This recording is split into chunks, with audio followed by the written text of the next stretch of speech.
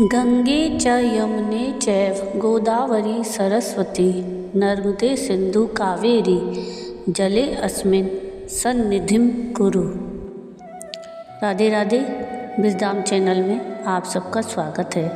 तो आज हम गंगा दशहरा पर्व के अवसर पर माँ गंगा की कथा सुनेंगे। हर साल जेठ मास के शुक्ल पक्ष की 10वीं तिथि पर गंगा दशहरा मनाया जाता है। गंगा दशहरा के दिन भक्त गंगा मैया की पूजा करते हैं और स्नान और दान करते हैं। माना जाता है कि गंगा दशहरा के दिन स्नान करने पर भक्तों को पापों से मुक्ति मिल जाती है। भक्त गंगा जल को घर भी लाते हैं और घर के मंदिर में रखते हैं। हर शुभ कार्य में गंगा जल से घर की शुद्धि करने की परंपरा है। गंगा नदी को माँ गंगा कहा जाता है। कहते हैं गंगा में डुबकी लगाने से जातक के सभी पाप धुल जाते हैं। ऐसे में गंगा दशहरा का पर्व अत्यधिक महत्वपूर्ण माना जाता है। मान्यता के अनुसार जेठ मास के शुक्ल पक्ष की 10वीं तिथि पर हस्त नक्षत्र में माँ गंगा धरती पर अवतरित हुई थी। भागीरथ माँ गंगा को धरती पर लाए थे, इसलिए माँ गंगा को भागीरथी के नाम से भी जाना जाता है। गंगा दशहरा पर माँ गंगा की पूरे मनोभाव से पूजा की जाती है और कहा जाता है कि माँ गंगा प्रसन्न होकर भक्तों को सुख समृद्धि का वरदान देती हैं। इस साल जेठ मास के शुक्ल पक्ष की 10वीं तिथि 4 जून की रात 11:54 पर शुरू हो रही है। ऐसे में उदया तिथि को ध्यान में रखते हुए 5 जून गुरुवार को गंगा दशहरा का पर्व मनाया जाएगा। गंगा दशहरा पर सुबह 9:14 पर सिद्धि योग रहेगा। इसके साथ ही इस दिन रवि योग और हस्त नक्षत्र रहेगा और दोपहर 1:02 पर तैतिल करण रहेगा। गैर करण योग दोपहर 2:15 तक रहने वाला है। गंगा दशहरा पर मान्यता अनुसार स्नान और दान करने का विशेष महत्व होता है। इस दिन सुबह उठकर गंगा नदी में स्नान करने के लिए जाया जाता है। जो लोग गंगा नदी के आसपास नहीं रहते वो पानी में गंगा जल डालकर स्नान करते हैं। नहाने के बाद देवी देवताओं का गंगा जल से अभिषेक किया जाता है। माँ गंगा का ध्यान लगाया जाता है।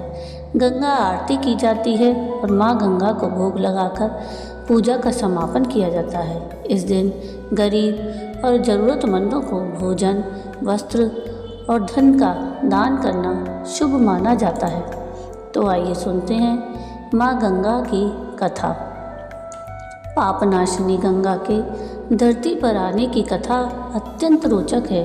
इनकी महिमा ऐसी है कि जन्म से लेकर मृत्यु तक के किसी भी धार्मिक कार्य की पूर्णाहुति इनके बगैर संभव नहीं है और इतनी ही महान है इनके धरती पर आने की कथा। मान्यता है कि मृत्यु से पहले गंगा जल की कुछ बूंदें ही पापियों को तार देती हैं। आइए सुनते हैं गंगा दशहरा के पर्व पर माँ गंगा के अवतरण की कथा। धार्मिक ग्रंथों के अनुसार प्राचीन काल में अयोध्या नगर में सगर नाम के प्रतापी राजा राज्य किया करते थे। कहा जाता है कि उन्होंने 7 समुद्रों को जीतकर अपने राज्य का विस्तार कर लिया था। उन्हीं सगर की केशिनी और सुमति नाम की रानियां थीं। ग्रंथों में पहली रानी के एक पुत्र असमंजस और राजा सगर की दूसरी रानी सुमति के 60,000 पुत्रों का वर्णन मिलता है। इस प्राचीन कथा के अनुसार एक बार राजा सगर ने अश्वमेध यज्ञ किया और यज्ञ पूर्ति के लिए एक घोड़ा छोड़ा। इंद्र ने यज्ञ को भंग करने के लिए अश्वमेध यज्ञ के इस अश्व का अपहरण कर लिया और उसे कपिल मुनि के आश्रम में बांध दिया। राजा ने यज्ञ के घोड़े को खोजने के लिए अपने 60,000 पुत्रों को भेज दिया, जिन्होंने सारा भूमंडल छान मारा। राजा सगर के पुत्र यज्ञ के घोड़े को खोजते खोजते जब कपिल मुनि के आश्रम में पहुंच गए तो वहां उन्होंने देखा कि महर्षि कपिल तपस्या कर रहे हैं और उन्हीं के साथ अश्वमेध यज्ञ का घोड़ा घास चर रहा है। यह देखकर महाराज सगर के बेटे चोर चोर चिल्लाने लगे। इससे महर्षि कपिल की समाधि टूट गई। ज्यों ही महर्षि ने अपने नेत्र खोले त्यों ही सब जलकर भस्म हो गए। अपने पितृव्य चरणों को खोजते हुए राजा सगर का पौत्र अंशुमान जब मुनि के आश्रम में पहुंचा तो महात्मा गरुड़ ने सारा वृत्तांत कह सुनाया। गरुड़ जी ने अंशुमान को बताया कि यदि अपने पूर्वजों की मुक्ति चाहते हो तो गंगा जी को स्वर्ग से धरती पर लाना पड़ेगा। इस समय अश्व को ले जाकर अपने पितामह के यज्ञ को पूर्ण कराओ, उसके बाद यह कार्य करना। अंशुमान ने घोड़े सहित यज्ञ मंडप पर पहुंचकर सगर को सारी घटना बताई। महाराज सगर की मृत्यु के बाद अंशुमान और उनके बेटे दिलीप ने गंगा जी को धरती पर लाकर पूर्वजों के उद्धार के लिए जीवन भर तपस्या की, लेकिन वे गंगा जी को मृत्यु लोक में लाने में सफल नहीं हो सके। इस घटना के बाद महाराज सगर के वंश में कई राजा हुए। सभी ने पूर्वजों के भस्म के पहाड़ को पवित्र करने के लिए धरती पर गंगा जी को लाने की कोशिश की, लेकिन वे सफल नहीं हुए। आखिर में महाराज दिलीप के पुत्र भगीरथ ने गंगा जी को इस लोक में लाने के लिए गोकर्ण तीर्थ में जाकर कठोर तपस्या की। तपस्या करते करते उन्हें भी कई वर्ष बीत गए। तब ब्रह्मा जी प्रकट हुए और वर मांगने के लिए कहा तो भागीरथ ने गंगा की मांग की। इस पर ब्रह्मा जी ने कहा, हे राजन, तुम गंगा को पृथ्वी पर तो ले जाना चाहते हो, लेकिन गंगा जी के वेग को केवल भोलेनाथ ही संभाल सकते हैं, इसलिए पहले उनसे गंगा का वेग संभालने के लिए प्रार्थना करो।